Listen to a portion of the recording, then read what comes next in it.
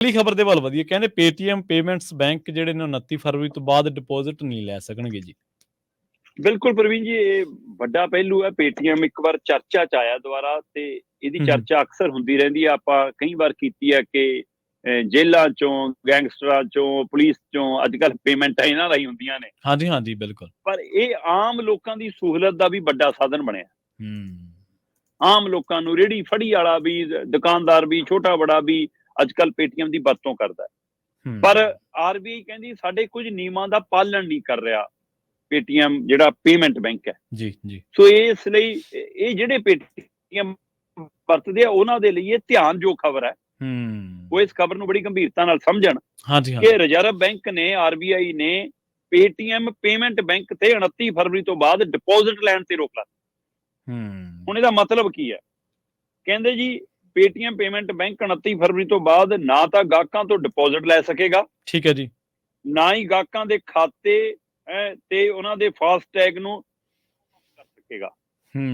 ਮਤਲਬ ਉਹਨਾਂ ਦੇ ਪੇਟੀਐਮ ਦੇ ਵਿੱਚ ਜਿਹੜੇ ਪੈਸੇ ਰਿਜ਼ਰਵ ਪਏ ਨੇ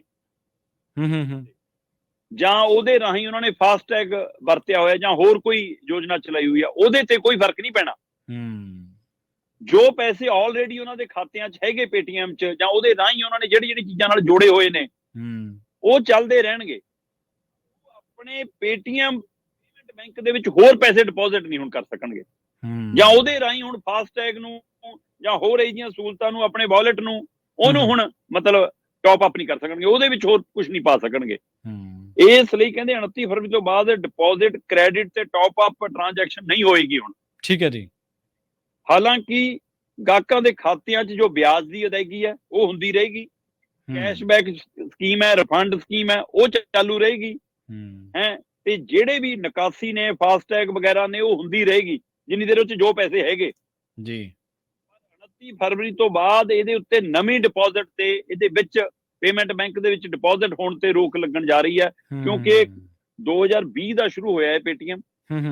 2020 ਦੇ ਵਿੱਚ ਕਹਿੰਦੇ ਜੀ 5.7 ਕਰੋੜ ਜੀ ਖਾਤੇ ਸੀ ਇਹਦੇ ਵਿੱਚ, ਮਤਲਬ 5 ਕਰੋੜ ਤੋਂ ਵੱਧ ਖਾਤੇ, 6 ਕਰੋੜ ਦੇ ਕਰੀਬ ਲਗਭਗ ਖਾਤੇ ਰਜਿਸਟਰਡ ਹੁੰਦੇ ਨੇ, ਤੇ 1000 ਕਰੋੜ ਦੇ ਕਰੀਬ ਡਿਪੋਜ਼ਿਟ ਹੈ। ਤੇ ਅੱਜ ਦੀ ਤਰੀਕ 'ਚ ਕਹਿੰਦੇ 1500 ਕਰੋੜ ਰਾਸ਼ੀ ਵੱਧ ਗਈ ਇਹਦੀ, 1000 ਦੀ ਬਜਾਏ 1500 ਕਰੋੜ ਹੋ ਗਈ, ਤੇ 30 ਕਰੋੜ ਵਾਇਲਟ ਨੇ ਇਹਦੇ ਵਿੱਚ। 30 ਕਰੋੜ ਲੋਕਾਂ ਦੇ ਮਤਲਬ ਇਹਦੇ ਨਾਲ ਜੁੜੇ ਹੋਏ ਨੇ ਲੋਕ ਹੁਣ। ਅੱਛਾ।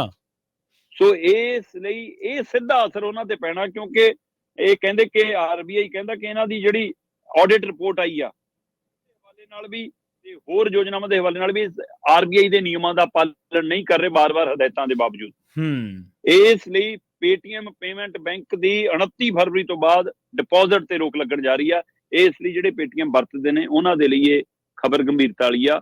ਉਹ ਇਹਦੇ ਲਈ ਹੋਰ ਉਹਨਾਂ ਦੀ ਸਾਈਟ ਤੇ ਜਾ ਕੇ, RBI ਸਾਈਟ ਤੇ ਜਾ ਕੇ, ਜਾਂ ਹੋਰ ਵੱਖੋਂ ਮਾਧਿਅਮ ਤੇ ਜਾ ਕੇ ਆਰਥਿਕ ਮਾਹਿਰਾਂ ਦੇ ਰਾਏ ਨਾਲ ਇਹਦੇ ਬਾਰੇ ਜਾਣਕਾਰੀ ਲੈ ਸਕਦੇ ਨੇ।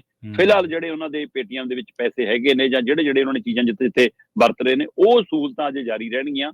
ਨਵਾਂ ਡਿਪੋਜ਼ਿਟ ਪਾਉਣ ਤੇ ਉਹਦੇ ਵਿੱਚ ਨਵਾਂ ਟੌਪ ਅਪ ਕਰਨ ਦੇ ਉੱਤੇ ਫਿਲਹਾਲ 29 ਫਰਵਰੀ ਤੋਂ ਬਾਅਦ ਰੋਕ ਲੱਗ ਜਾਣੀ ਹੈ। ਇਸ ਲਈ ਪੇਟੀਐਮ ਦੇ ਗਾਹਕਾਂ ਦੇ ਲਈ ਅਹਿਮ ਖਬਰ ਹੈ।